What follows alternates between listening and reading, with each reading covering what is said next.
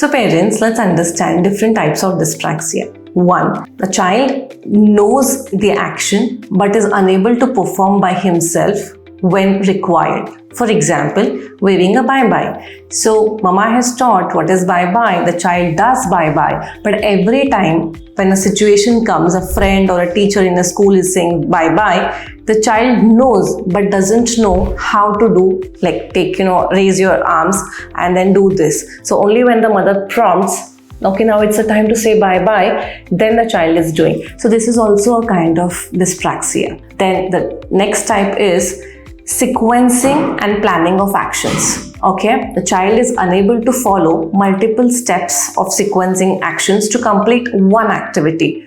For example, wearing a socks. If the child knows this is a socks, we have to widen the opening, put in the leg and then pull.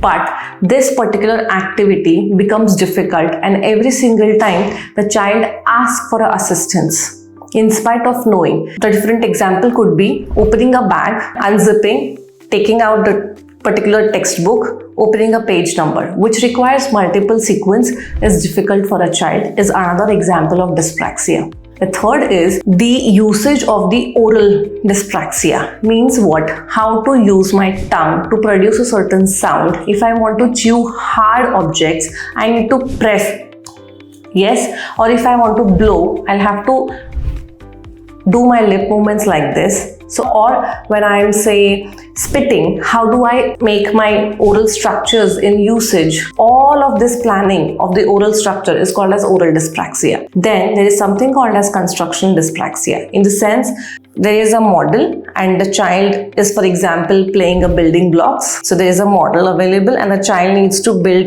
the building blocks with regards to model. Is difficult. Okay, or else the child has to copy a certain drawing from the board, copy the drawing from the book. It is difficult. So all of this is called as construction dyspraxia. Yeah, and there's something called as verbal dyspraxia. So verbal dyspraxia is making certain sounds, talking words, speaking words and communication, and also the inability to frame a sentence in a certain way which is required. So most of the children with verbal dyspraxia also have a history of delayed speech.